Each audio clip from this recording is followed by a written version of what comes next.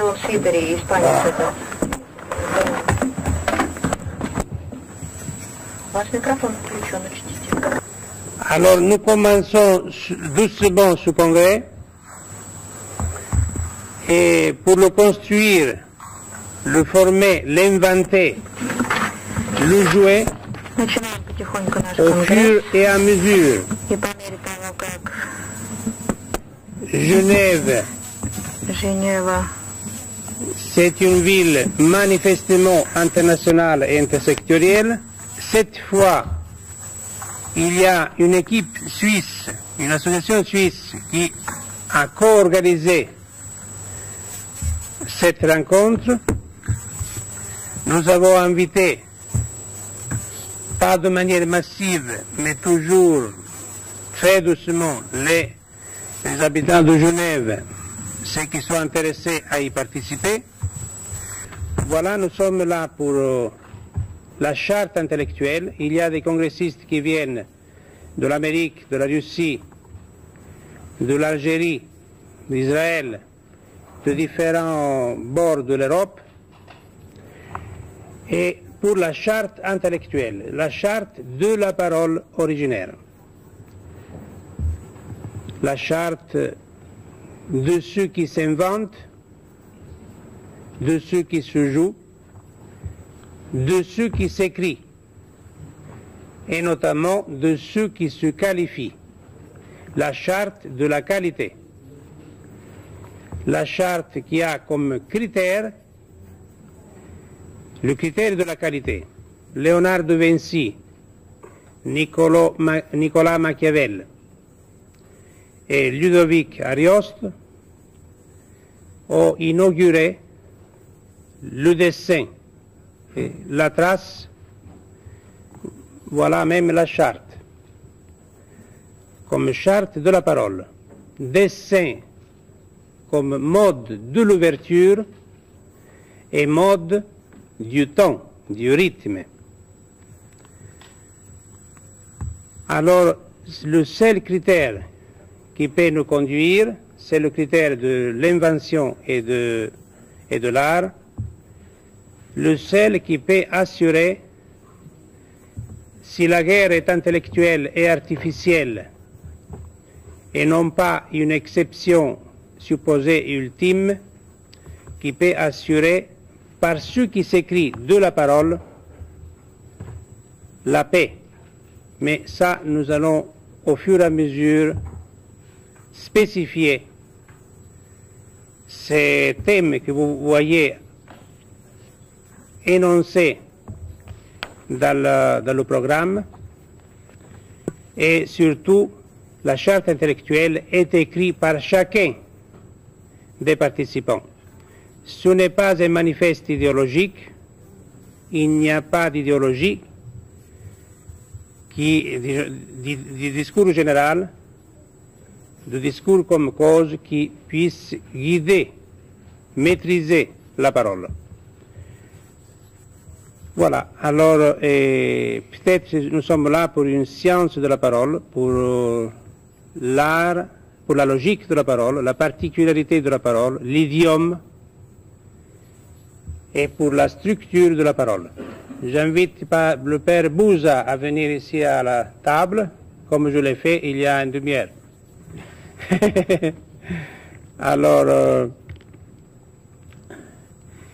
Alors ici, d'abord, il y a à côté de moi, donc je salue les amis qui sont venus de Moscou, de l'Amérique, de différents pays. Les autres vont arriver.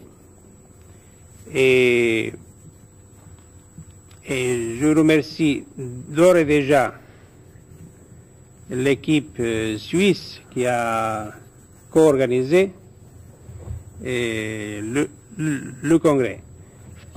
Cette rencontre finalement ce laboratoire qui peut-être donc au fur et à mesure va inventer le congrès comme dispositif. Machiavel disait dispositif d'administration, dispositif de gouvernement, dispositif de parti, la partie, non pas le parti, dispositif de bataille artificielle, de bataille intellectuelle, et non pas nationale, dispositif d'écriture. Le Congrès comme dispositif intellectuel, comme dispositif donc de qualité, va se spécifier, va s'inventer au fur et à mesure. Il n'est pas donné préalablement. Préalablement, ce qu'il y a là, c'est une équipe qui va avoir des participants différents pendant les 3 journées. Et au fur et à mesure,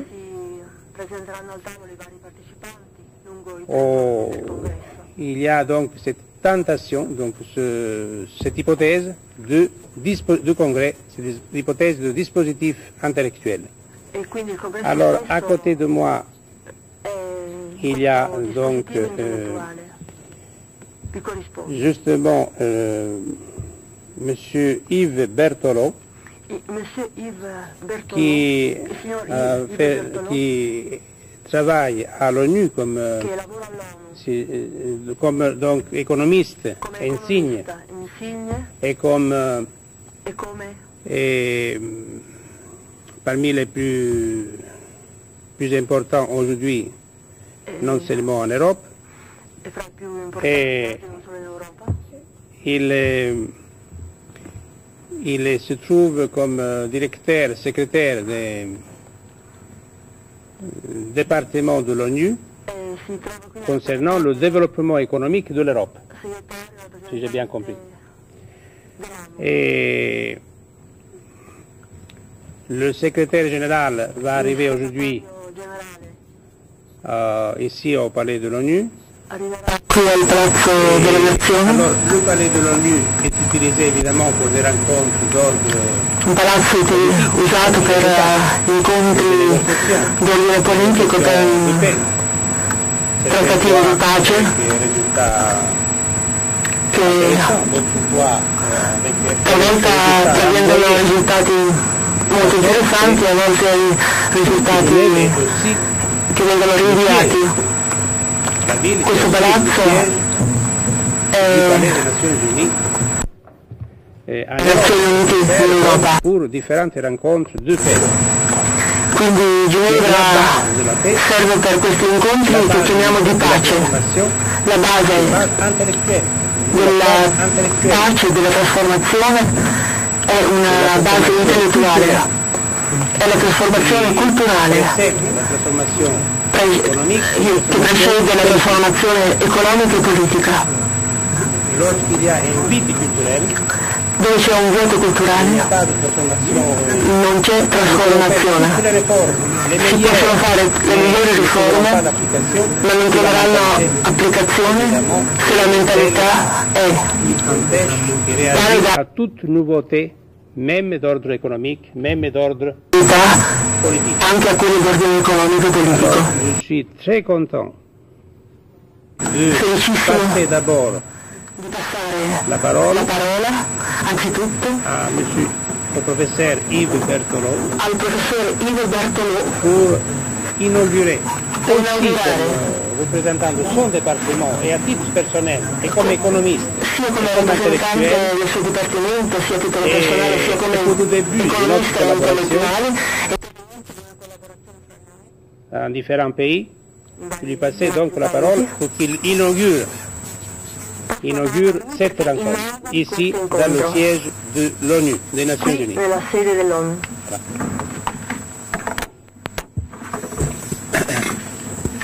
Merci. Vi ringrazio. Merci, Monsieur le Président. Mesdames et Messieurs, Signor Presidente, signori e le signore, Président a dit beaucoup de choses aimables mais inexactes. ha detto molte cose non Je ne suis pas un grand économiste, mais effectivement je suis en charge de la sono incaricato Commission économique pour l'Europe des Nations della Unies. Commissione economica per l'Europa delle Et Nazioni Unite. effectivement, je viens ici à titre personnel puisque Qui a titolo personale, vous avez eu l'amabilité de perché avete m'inviter avuto à être avec vous l'amabilità au di début de cette invitarmi e réunion de la farmi charte parlare all'inizio intellectuelle. di questa J'ai accepté avec riunione, plaisir, la carta pas intellettuale. tellement pour parler, et pour avoir l'occasion, quand je serai un peu plus libre demain ou dans la fin de la journée, de m'asseoir quelque part dans le fond et de vous entendre. Vous êtes, comme vient de le rappeler le Président, dans l'enceinte des Nations Unies, qui, depuis longtemps, ont mesuré l'importance de ce que nous appelons dans notre jargon les organisations non gouvernementales, c'est-à-dire au fond tout rassemblement guidé par un objectif, un souci, une préoccupation commune. Et nous avons considéré aux Nations Unies ces ONG à la fois comme un instrument et comme un signe de la démocratie et comme un lieu de mûrissement et de diffusion des idées. Bien entendu, ici vous portez seule la responsabilité de vos propos et c'est la réunion de la charte intellectuelle.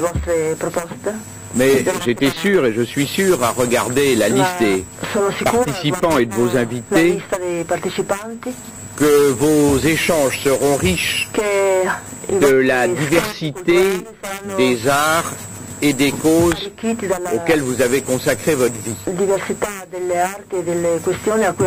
Pour ma part, je voudrais simplement rappeler que vous êtes dans un lieu où depuis bientôt 80 ans, le lieu c'est Genève, le palais lui-même n'a que 60 ans.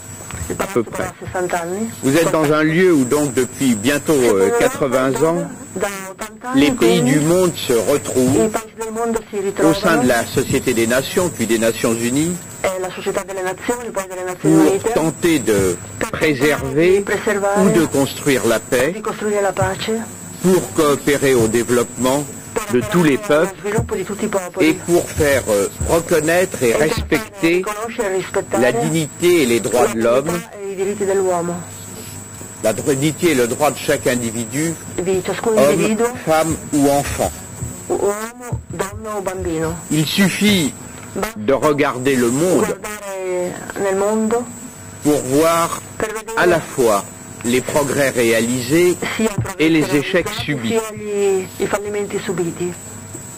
Pour constater que les progrès accomplis sont fragiles et souvent remis en cause, mais qu'en même temps, les échecs n'ont pas empêché de sans cesse se remettre à l'ouvrage.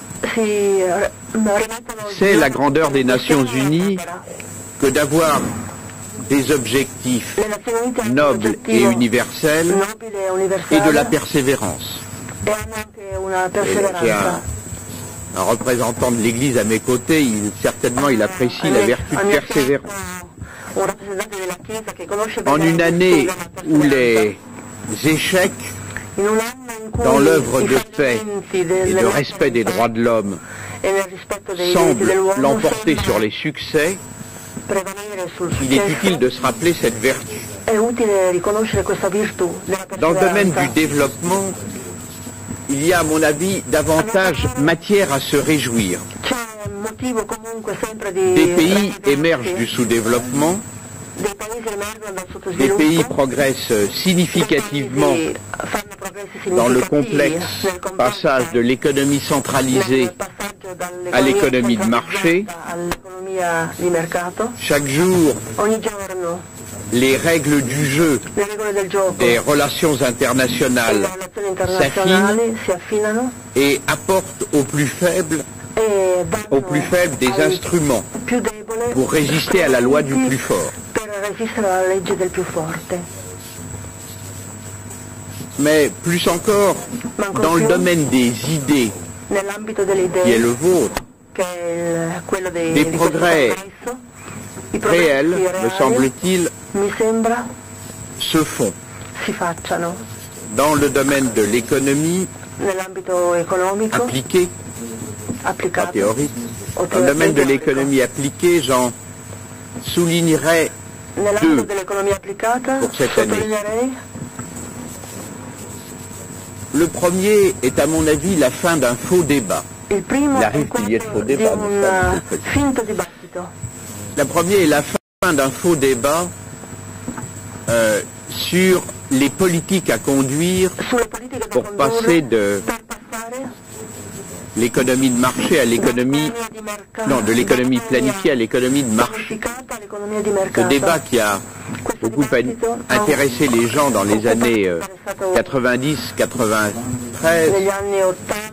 portait sur le choix entre des thérapies de choc et des thérapies progressives. On a bien découvert à l'usage qu'il n'y avait pas de thérapie de choc et qu'il n'y avait pas de thérapie progressive qui soit douce. Et on s'est aperçu que le changement d'un système économique impliquait un changement des comportements,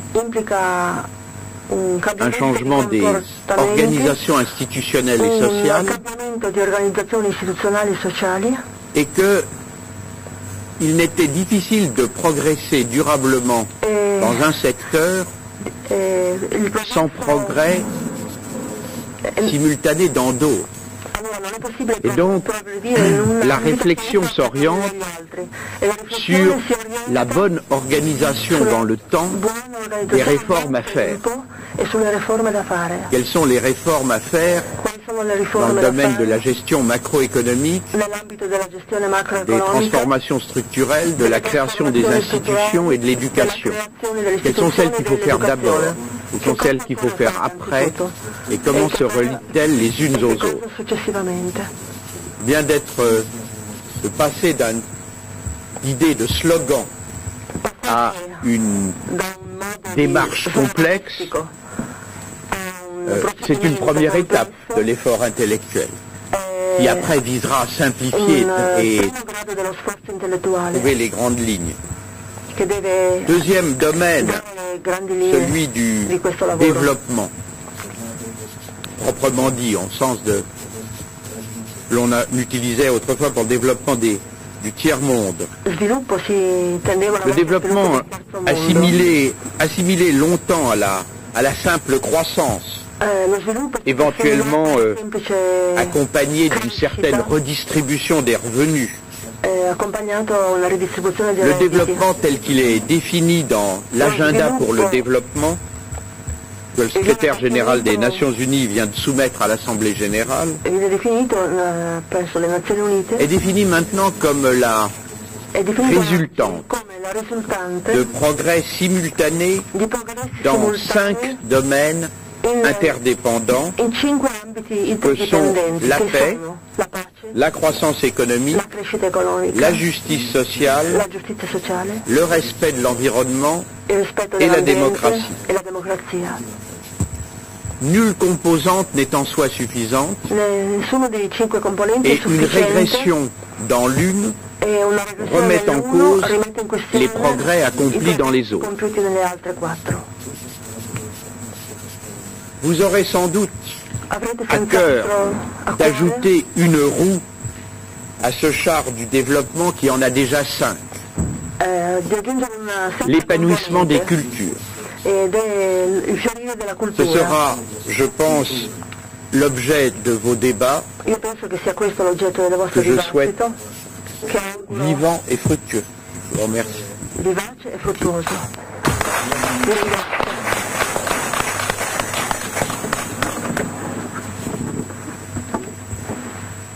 Alors, je remercie M.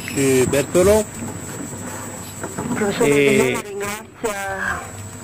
l'ouverture de la parole est originaire et la simultanéité, ce qu'il a souligné, est la condition du rythme. Pas de synchronicité. Pas de contemporanéité mythologique, évidemment. L'intersectoriel et l'international se tissent par le rythme, par le temps, et donc par la division non algébrique. Con la divisione non algebrica. C'est ça la base pour la culture et l'art, pour l'invention et le jeu, pour la machine et pour la technique. Per la macchina e la tecnica. Alors, je remercie M. Berthelot et j'espère qu'il puisse intervenir dans d'autres moments pendant le congrès. Aujourd'hui, il est engagé avec le secrétaire général de l'ONU qui doit arriver à réunion avant Budapest, non? Avant le voyage à Budapest. E per riunioni che precedono il viaggio a Budapest. Dimanche, no, je crois.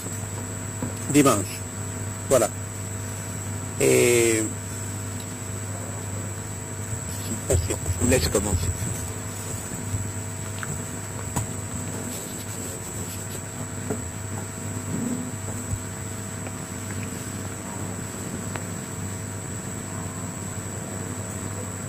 Alors, je voudrais inviter Vladimir Maximov pour son intervention. Alors, Severnone invite Vladimir Maximov per il suo intervento. Vous pouvez suivre la traduction du russe en français par le numéro 3. Non, il ne faut pas se mettre là. Non, absolument pas. Potete seguire par le numéro 3. La traduzione in italiano. Et j'invite encore une fois les congressistes à prendre place au milieu de la salle. Ce qui arrive maintenant, de se mettre au milieu de la salle. Et je salue Jacques Henrique.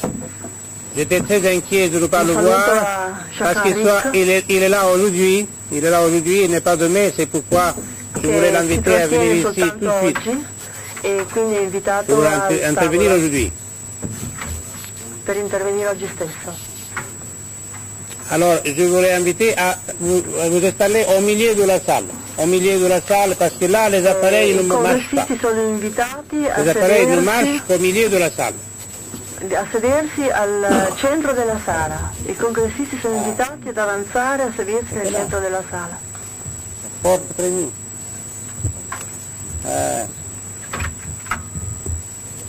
Sì, perfetto. De l'eau.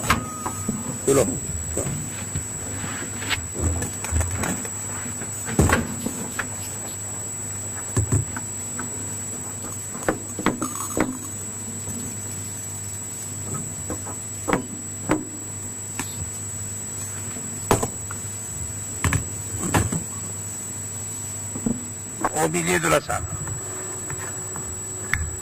Alors, pour suivre en français, ça c'est pour toi, si tu veux. Ça c'est pour... évidemment, là, il y a l'habitude des réunions politiques. Et dans le Parlement, il faut de temps en temps, évidemment, utiliser ça. Alors, c'est pas moi qui l'ai mis, évidemment. Alors, il y a la... Alors, il y a la... C'est sur le 3. Canal numéro 3. Pour suivre en français. Pour suivre en langue russe, 1. Pour suivre en français le 3. Et per seguire in italiano il 2. En russe le premier, en français le 3. Et pour suivre en italien 2. 2 pour suivre en italien. Mais il vaut mieux suivre en langue russe, évidemment.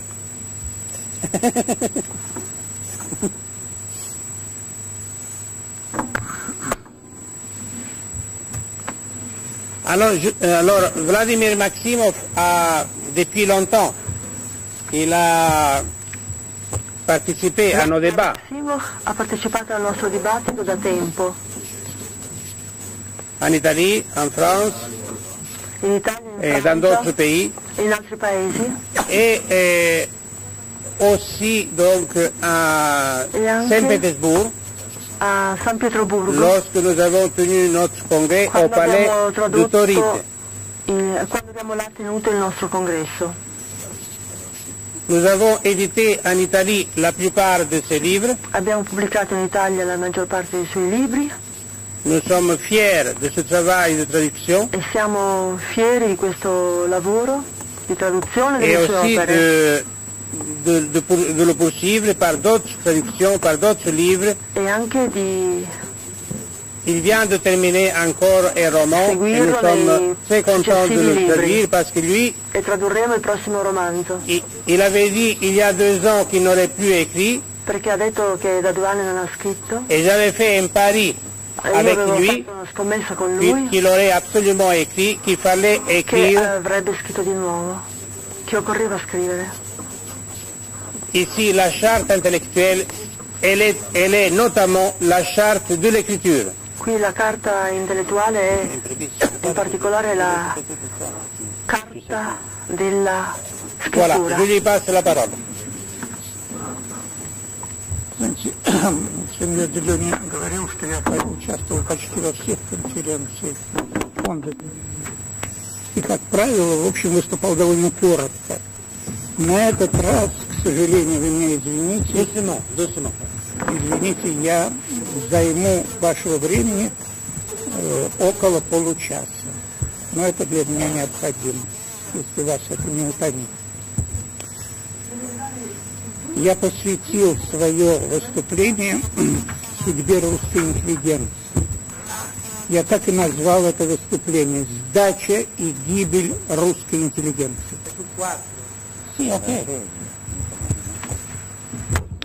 Только что я закончил чтение дневника Корнея Чуковского.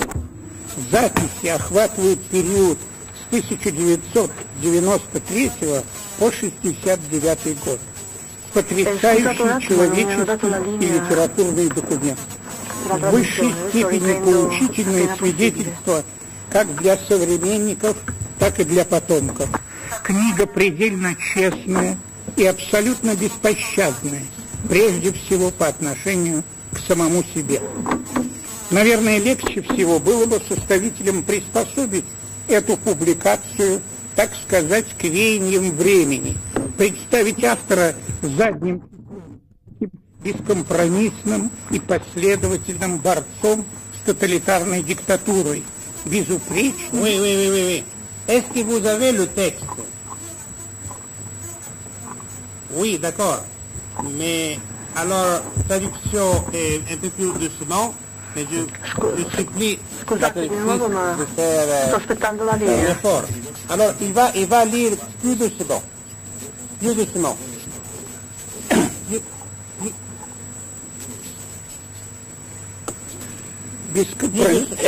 Бескомпромиссным и последовательным борцом с тоталитарной диктатурой, безупречным альтруистом или жертвой бесчеловечного режима. К их чести они избежали этого комфортного соблазна. Книга лишена даже малейших претензий на хрестоматийный глянец. Редакторские отточия в ней снова едва ли носят какой-либо конъюнктурный характер. В противном случае в тексте едва ли остались бы нетронутыми такие, к примеру, свидетельства. Вечером был у Тынянова. Говорил ему свои мысли о колхозах. Он говорит: я думаю тоже. Я историк и восхищаюсь Сталиным как историк. В историческом аспекте Сталин, как автор колхоза, величайший из гениев перестроивших мир. Если бы он, кроме колхоза, ничего не сделал, он и тогда бы был достоин называться гениальнейшим человеком эпохи. Но, пожалуйста, не говорите об этом никому. Почему?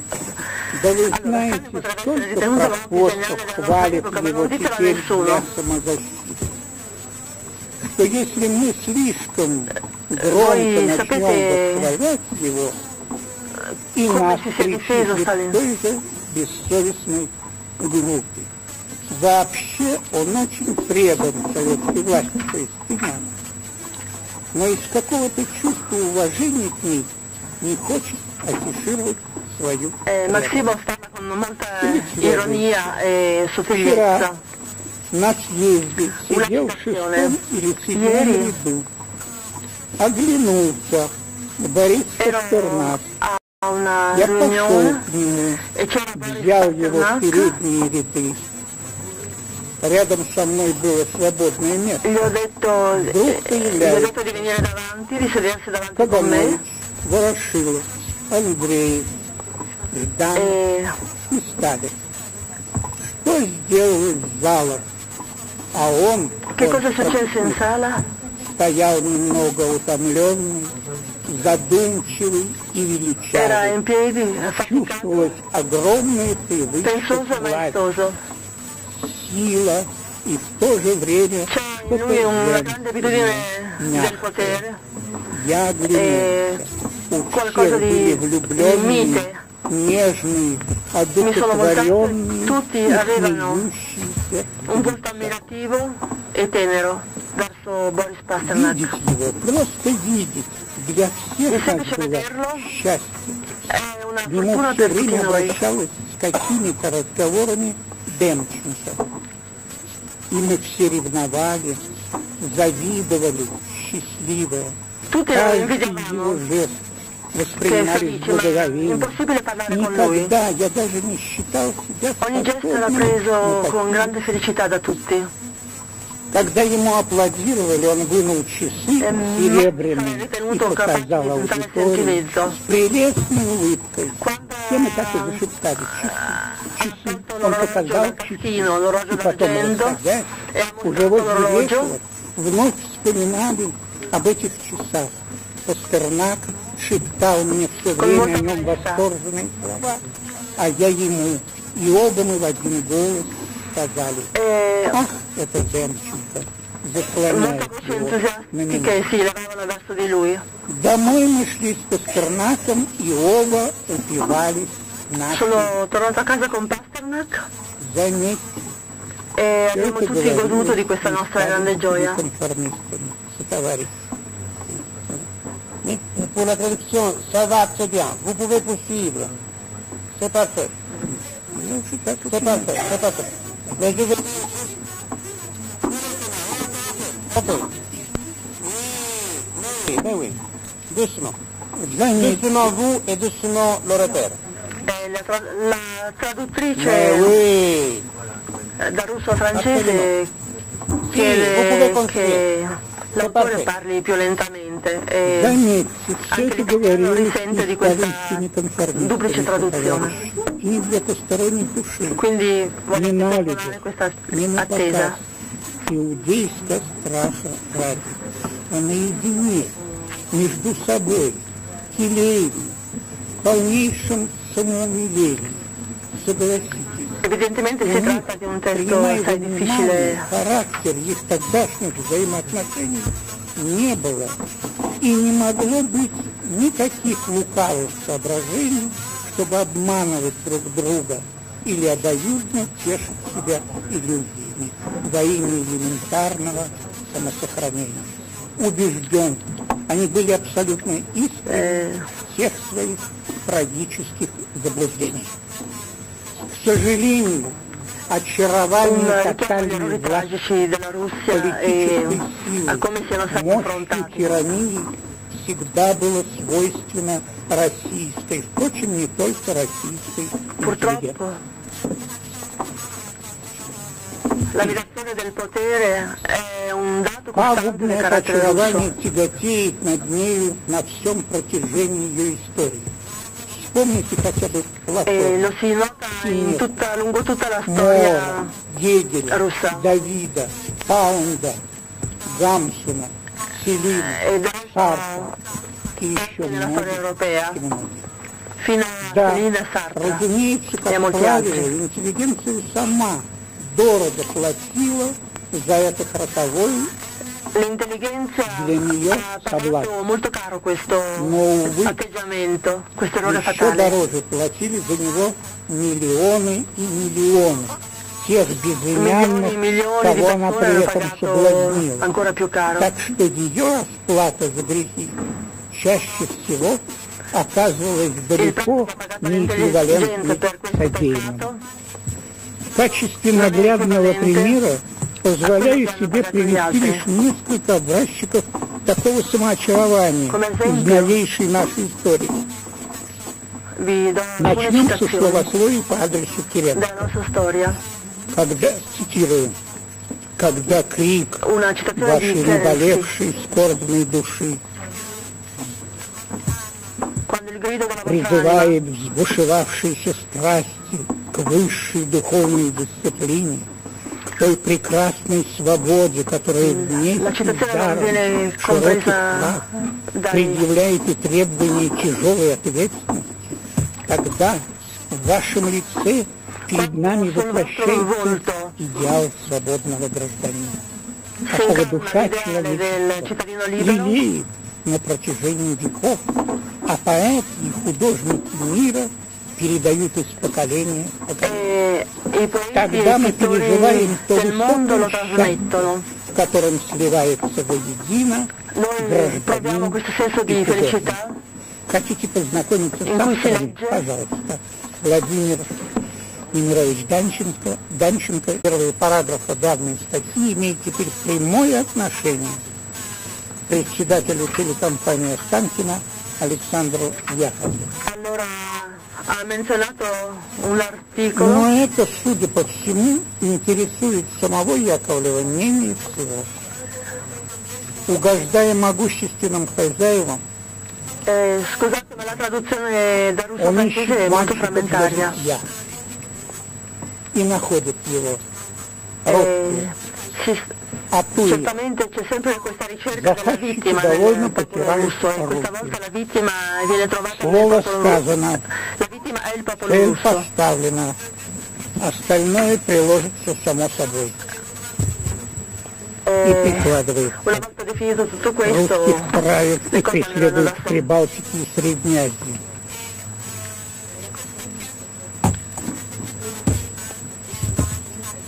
На Кавказе и в Закавказье избивают и убивают в ближнем и дальнем зарубежье.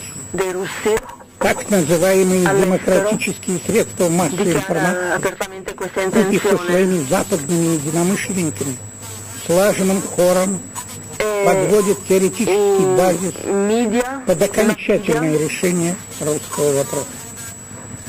seguono questa Русские intenzione открыто провозглашаются сегодня современными anche da париями paesi человечества. stranieri.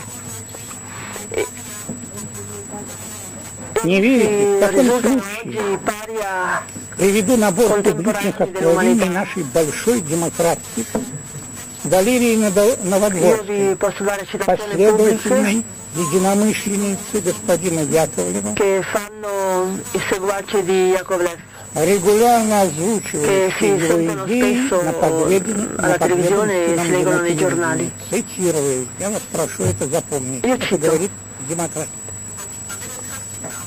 Право – понятие элитарное. Il diritto Так что или ты тварь дрожащая, или ты право имеешь. Одно sei из двух. una creatura tremebonda oppure hai diritto. Меня совершенно не ужасает неприятность, приключившаяся с Хиросимой и Нагасаки.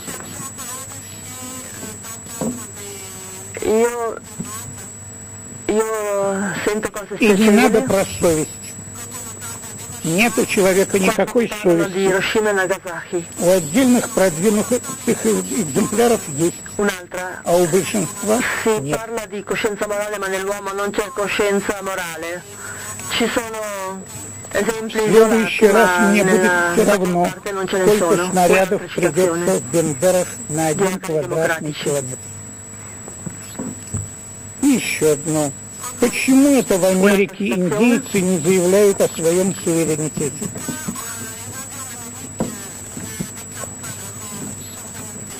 Видно, в свое время белые поселенцы над ними хорошо поработали. А мы, наверное, в 17-18 веках что-то со своими дикими тунгусами не доделали. È una citazione che riguarda И если я отдам жизнь за свободу Балтии, Украины, то когда какая-нибудь цивилизованная страна думает завоевывать Узбекистан, Таджикистан, Туркменистан, где установила тоталитарно-фашистские режимы, я благословлю их на эту дорогу. Жаль, что Россия не может считаться цивилизованной стороной.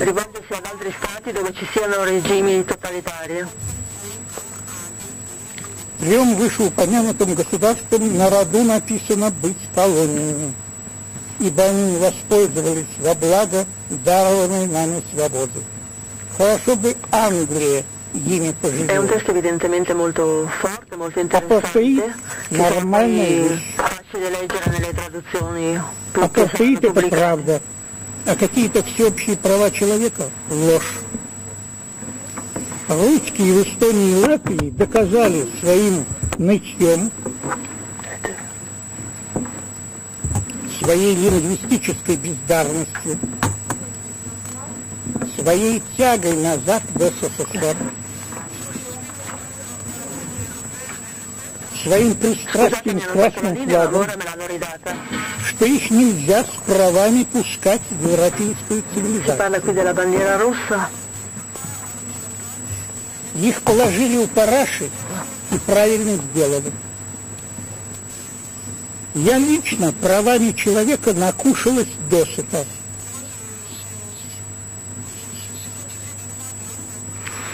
Некогда мы, и ЦРУ, и США использовали эту идею как таран для уничтожения коммунистического режима и развала СССР.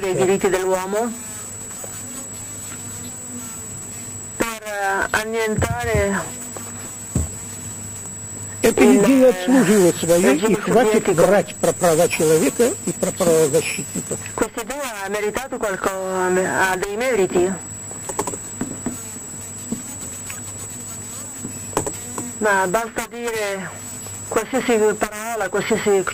А то как бы нам не срубить сук, на котором мы теперь сидим.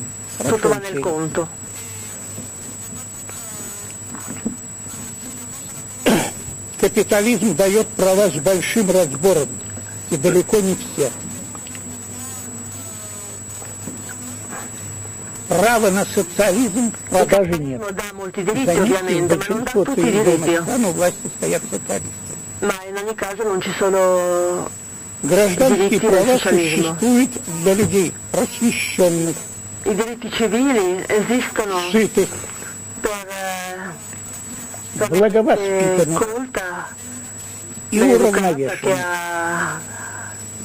Увы, сама ни одному из этих определений, кроме разве лишь понятия сытых, не соответствует. А посему предел ее прав должен быть, на мой взгляд, строго ограничен Уголовным кодексом Российской Федерации или смирительной рубашкой. Вас не тошнит, дорогие слушатели? Вас не подмывает желание раздавить эту омерзительную гадину? Всю свою сознательную жизнь Александр Яковлев преданно обслуживал машину лжи, растления и репрессий во имя построения светлого коммунистического будущего. Сегодня он продолжает в том же духе, но уже прямо противоположных целей. А разрушительные последствия своей деятельности неизменно списывают на расовое несовершенство и национальную ущербность собственного народа.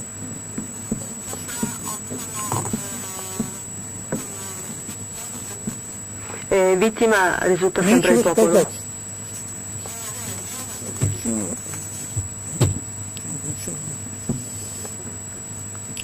Комфортно устроился господин хороший, не допуская при этом даже мысли, что все обстоит с точностью до наоборот. Questo что виною всему его и таких, как он, человеческая никчемность, профессиональная несостоятельность, бездушие и жестокость. А русский однород виноват лишь в фатальной уступчивости перед их агрессивной наглостью и бандитской уверенностью в своей очередной правоте. Извините, я сказал, что это будет длиться полчаса. Осталось у меня 2,5 странички, поэтому я их уже дочитаю.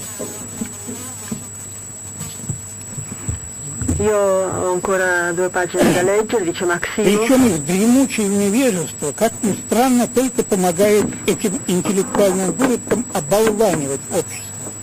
Приучив свою аудиторию верить им на слово, они вещают ей любую безграмотную чушь на уши, благо аудитории не соответствующей. Один из таких, утомленный славой знаменитый Бах, объявляет, к примеру, Россию родиной политического терроризма. Видимо, ему в Тбилисском университете, где он учился, так ничего и не сообщили, например, о Мадзине и Бланке. А самому подучиться некогда. В свободное от эстрадной гастроли время Бах понемногу копает исторические романы на любителя. Другая, они уже упоминали выше, кликушествует о том, что только где в России было возможно появление сумасшедших богатей, финансировавших революцию. Где же ее разгоряченную ненависть и злобой удалось удержать в памяти хрестоматийные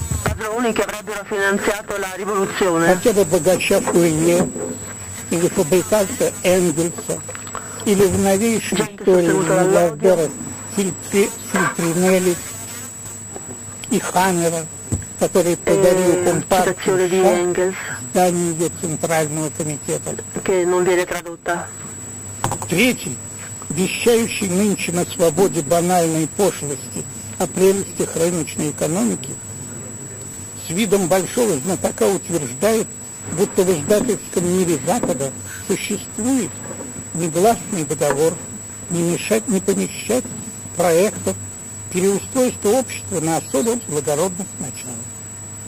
Бедный Йорик живет в центре Европы и даже не подозревает, что такими проектами заняты нынче лучшие умы просвещенного мира. Qui si vive al centro dell'Europa e non si sospetta neppure che gli spiriti migliori si stiano occupando di questo progetto. Публиковать эти проекты считают своим долгом.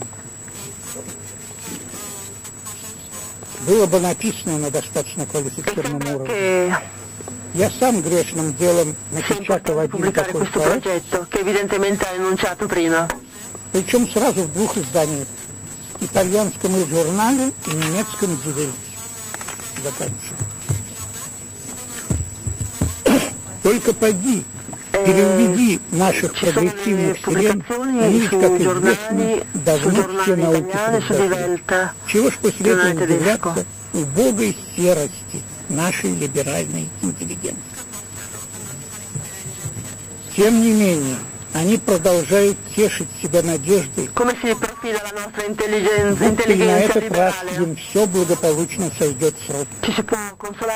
Но заверяю их, это напрасно. Рано или поздно российский Нюрнберг все же состоится, и на его скамьях достанет место для всех отечественных яковлев и новодворских вместе взятых. И чего уж там нашим профессиональным антифашистам, наживающим на нем сегодня немалый политический и материальный капитал, пугать себя и окружающий мир опереточный муштрой баркашовцев l'antifascismo professionale che vive su un capitale, или шутовскими эскападами Жириновского, come si atteggerà in questo чтобы contesto? обозначить физиономию русского фашизма. Для E этого им Максимов cita достаточно ancora зрительно delle представить себе battute. его двуликого Яноса. Широко растиражированные прессой и телевидением In изображения Александра Яковлева и Валерия Новодела. questa fronte di Giano Представили? doppia Симпатичная мордашка вырисовывает. di altri di suoi compatrioti. Дочитывая дневники Корнея Чуковского, я все более проникался трагичностью его на посторонний взгляд. Io mi convinco, leggendo questi giornali russi, Оказывается, ни казенные дачи, che ни descrivono ордена, ни премии, questo ни destino многочисленные издания umano e не culturale смиряют подлинно взыскующего сердца. che Вобравшего non в c'è себя chance per gli organi di partiti, многие печали и горести. è come se non fossero mai esistiti. Гибель близких, вероломство коллег и предательство окружающих. La parte dei Рухнувшие colleghi, иллюзии и не il сбывшиеся tradimento di chi надежды. ci circondava, Суетные обиды и просветляющие раскаяния. speranze non realizzate, Некоторые записи последних лет звучат поистине правительственно. come se tutto questo non fosse esistito. Конечно, Ci sono имя Солженицына alcune войдет в note литературу, в историю, как имя одного из благороднейших борцов за свободу. Но все же в его правде есть неправда. Сколько среди коммунистов было восхитительных, самоотверженных, светлых людей, которые действительно создали или пытались создать основы общественного счастья. Списывать их со счета come nel comunismo c'erano нельзя, persone che si так же, как нельзя sacrificavano. забывать о том, что свобода слова нужна очень ограниченному кругу людей. Occorre che tutto questo non sia А dimenticato. большинство, даже из интеллигентов, врачи, геологи, офицеры, летчики, архитекторы, плотники, Gli каменщики, шоферы architetti, i делают geologi, свое дело и без них. Правда, i автор здесь в этом negozianti месте, fanno i loro типичный affari senza la представитель libertà di либеральных parola. идей тех лет, тут же иронически спохватывается. Вот до какой ерунды я дописался, а все потому, что болезнь моя повредила мои бедные мозги. Но, думаю, напрасно, Корней Иванович. Ваши бы больные мозги, да нынешним апологетам капитализма, еще не износившим своих большевистских Ormai il mio башков. cervello. Molta Или вот ironia in запись, questo которая intervento тоже di дорогого стоит. Maximoff. Подлинно Bellissimo культурные люди leggerlo quando è stato окажутся introdotto. вскоре в такой изоляции, что, например, Герцен или Тютчев и все, что они несут с собой, будет задушено массовой полукультурой. Новые 60-е годы, но еще круче, еще осатанее. Для них даже поп-литература слишком большая вершина. 2-3 готовых мыслишки и хватит на всю жизнь. Записано C'è это gente почти per 30 cui лет тому 2 o назад. 3 pensieri bastano Я per tutta la vita e А non, звучит так, словно автор наш alcuni с вами scrivono da 30 сегодняшний anni. современник. И единственное, о чем я сожалею, раздумывая le по loro поводу parole этой suonano come se поучительной книги, fossero dette da contemporanei. что прозревает русская интеллигенция всегда слишком L'intelligenza поздно. russa si Когда sveglia уже sempre ничего, tardi, questo è ну un fatto. ничегошеньки нельзя изменить. Прости ее, Господи, ибо она не ведает, что творит. Dio li perdoni, non sanno По quello che моему fanno. глубочайшему убеждению, историческое Secondo la действо mia profonda под названием convinzione, Россия необратимо storica приближается к своему концу. И мне уже слышится поступь последнего из cioè, ее la великих Russia si avvicina музыкантов, alla sua fine. который произнесет над ее изголовьем свое последнее слово. Закройте занавес, трагедия окончена. Chiudete il sipario, la tragedia è finita.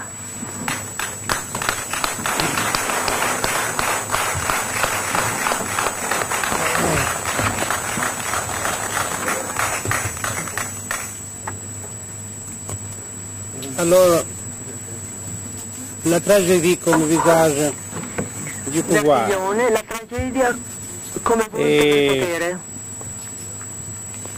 C'est l'exposé le plus long que j'ai entendu de Vladimir Maximov. Questa è la Penso relazione il più più complesso, lunga e più complessa che il professor Berliglione ha sentito di Maximov. Alors, È anche la più c'est une problematica. parabole. È una Aussi, parabola anche intellectuelle del intellettuale suo parcours. nel suo percorso. La liberté du sujet La libertà del dans la soggetto gnose, nella gnosi c'est la mort. è la morte. L'Ouroboros se nourrit L'Ouroboros de ceux qui se corrompent si nutre di ciò che si et de ceux corrompe qui meurent. e di ciò che C'est muore. la rénovation, È la renovatio, le renouvellement rinnovamento du pouvoir. del potere. Évidemment, autre chose, Evidentemente altro che c'est la parole dans altra cosa è la parola.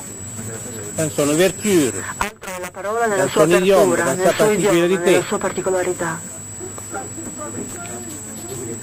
dans sa structure nella sua struttura intellectuelle. intellettuale. Alors, c'est une proposition pour le débat. È una proposta per il dibattito. Je vois que Vladimir Bukovsky est arrivé. Vedo che è arrivato Je Vladimir vais le Bukovsky saluer e lo saluto.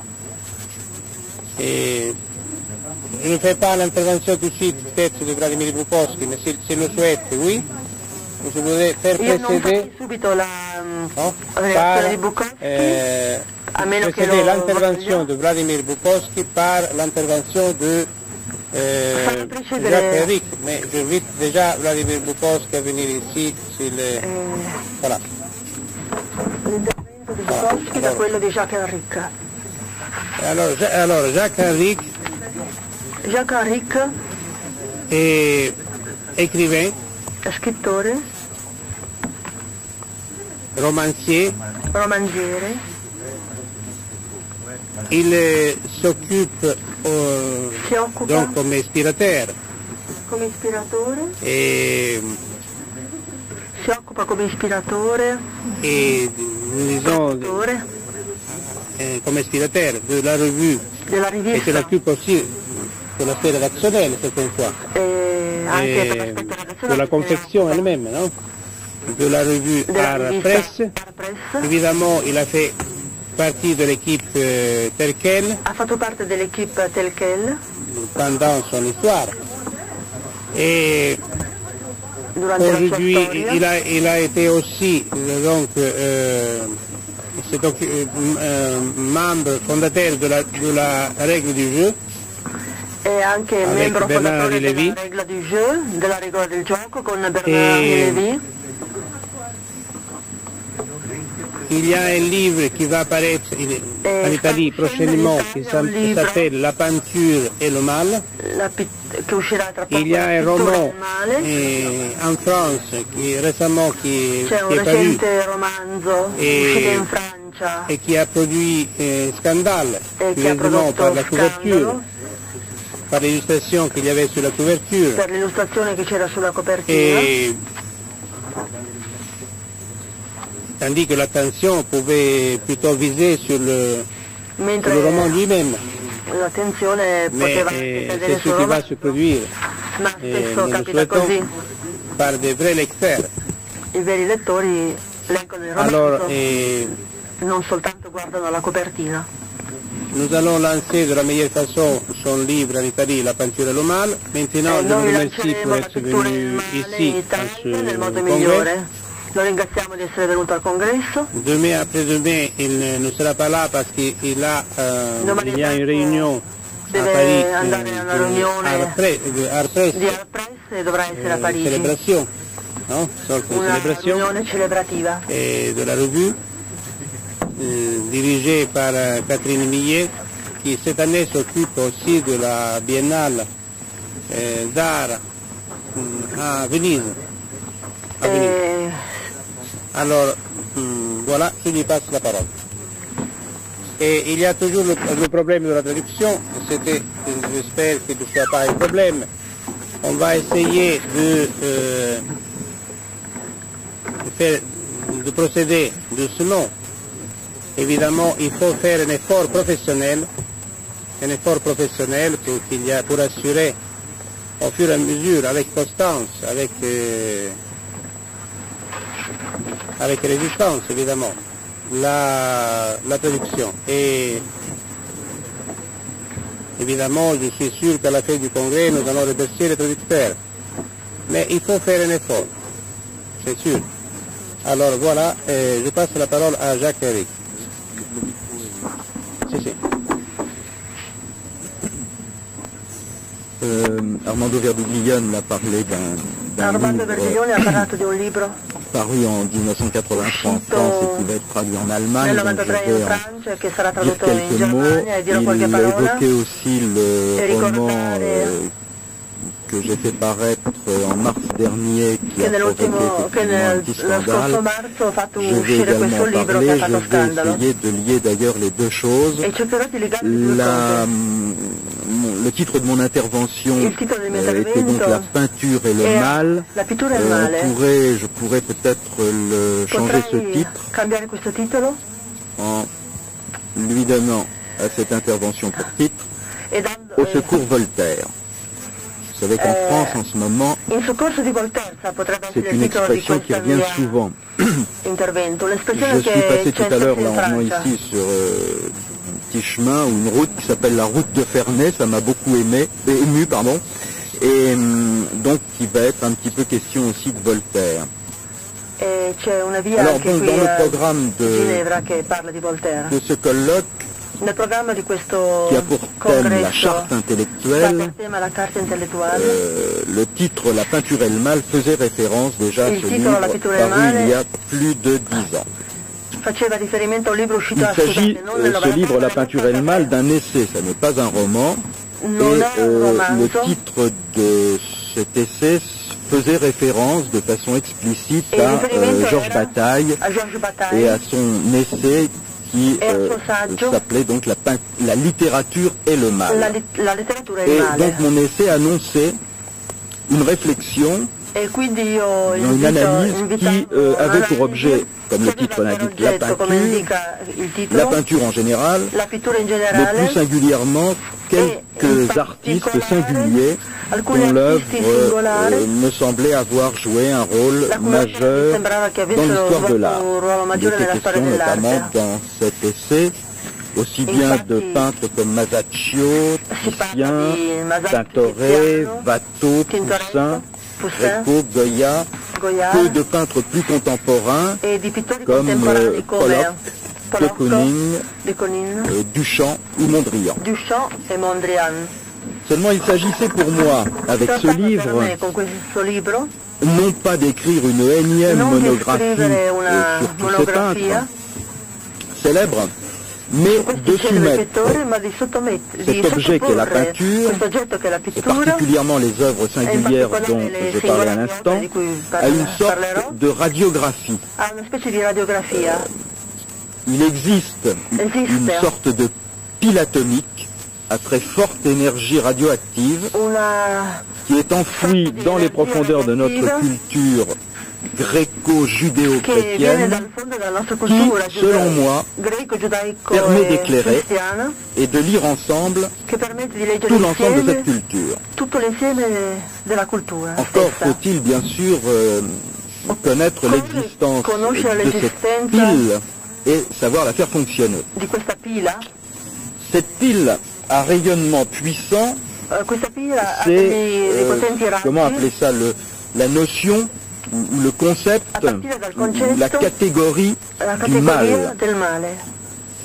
Et à la différence de Georges Bataille, qui dans son recueil d'essais dont je parlais tout à l'heure, La littérature et le mal, entendait le mal dans une acception très large. Je rappelle que Bataille désignait par mal toute une sphère qu'il appelait la dépense improductive, il plaçait dans cette sphère l'érotisme, le rire, le sacrifice. Pour ma part, dans la peinture El Mal, j'entends le mot mal, je fais référence plutôt avec cette notion de mal au catholicisme. Et je dis bien le catholicisme et pas le christianisme, précisément parce que il me semble que le catholicisme a une conception du mal, notamment dans le péché, la notion de péché originel, qui me paraît particulièrement intéressante et forte. Alors, je dirais en quelques mots ce que j'ai essayé de montrer dans cet essai. J'ai essayé de montrer comment l'oubli, le refoulement, ou carrément la dénégation, ou même la négation pure et simple de cette catégorie du mal, c'est-à-dire de cette donnée première qui est au fondement même du judéo-christianisme, et que le catholicisme d'ailleurs va face et contre toutes les hérésies maintenir, affermir, assumer. J'ai donc essayé de montrer comment l'évacuation de cette idée que l'homme un jour a chuté, a connu cette catastrophe originelle, fondatrice de son être et de son être comme sujet divisé, de sujet divisé, clivé, de sujet sexué. Comment donc ce déni du péché originel et de ses conséquences a eu pour effet de communiquer à la peinture ce que, pour ma part, je considère comme une véritable maladie mortelle. J'ai également tenté de montrer dans cet essai comment la croyance au progrès infini de l'homme, de l'espèce, des sociétés, comment les idéologies laïques du bien, les philosophies et les morales ne prenant pas en compte l'existence de cette pulsion de mort mise au jour par Freud, et avant lui d'ailleurs, tiré par toutes les grandes œuvres de la littérature, comment elles ont, dans une sorte d'effet pervers involontaire, permis, suscité, ou pour le moins été absolument inapte à empêcher l'irruption de la monstruosité dans le réel, et plus particulièrement pour ce qui est de notre siècle, je veux dire le XXe siècle, catastrophe qui porte des noms, tout à l'heure d'ailleurs Maximoff en évoquait quelques-unes de ces catastrophes, ça a été le stalinisme, le goulag, le fascisme, le nazisme, la Shoah, toutes les formes de racisme et d'antisémitisme, la multiplication des charniers humains, et plus près de nous hélas, parce qu'il semble bien que rien n'a l'air de vouloir s'arrêter, puisque la machine infernale continue ses ravages, aujourd'hui la purification ethnique et les génocides. Toutes les images qui nous viennent depuis des mois et des mois de Bosnie et du Rwanda notamment, sont suffisamment parlantes pour que je n'ai pas insisté. Donc il s'agissait pour moi en somme de vérifier dans ce livre, La peinture El Mal, à travers une analyse des avant-gardes artistiques du XXe siècle, s'il y avait bien un lien qui existait sur le plan symbolique entre le réel, les catastrophes dans le réel, et les catastrophes dans le symbolique, et notamment dans la peinture. Quand je dis sur le plan symbolique, ça veut dire par exemple, puisque je parle des avant-gardes, est-ce qu'il est possible, comme on l'a fait, c'est une question que je pose, je ne suis pas le seul à avoir posé, de mettre sur le même plan, par exemple, un urinoir et une fresque de la Sixtine de Michel-Ange. Voilà le type de questions notamment que je me pose. Alors je ne vais pas ici reprendre ma démonstration. J'aimerais parler aujourd'hui un peu d'autre chose, bien que cette autre chose, j'espère vous allez le voir, et quelques liens avec ce que je viens d'évoquer. Dans mon essai La peinture El Mal, il y avait un peintre dont je n'ai pas parlé, qui s'appelle Courbet. Et pourtant cet essai où je traitais du mal avait évidemment pour thème essentiel le thème sexuel. Il était ce thème inévitablement présent ayant à parler de mal, il était très insistant et on aurait pu s'attendre dans ma démonstration que justement ce peintre, Gustave Courbet, figura en première place dans mes analyses. Je parle du Courbet, bien entendu, de l'atelier, de deux amis, de ce tableau qui s'appelle La femme au bas blanc, et surtout d'un tableau, et je viens à la deuxième partie de mon exposé, et surtout d'un tableau qui s'appelle L'origine du monde. Alors cet oubli en fait de ma part n'était pas tout à fait involontaire. Je savais qu'un jour j'aurais l'occasion de traiter à part, parce que ça me semblait un peintre particulièrement important, dans le livre La peinture et le mal, j'aurais pu y consacrer simplement quelques lignes ou quelques pages, et je me suis dit que c'était insuffisant et qu'un jour donc je reviendrai sur Courbet. Et au lieu de choisir d'écrire à nouveau un essai, j'ai préféré, pour des tas de raisons, passer par la voie romanesque pour parler de Courbet. Alors,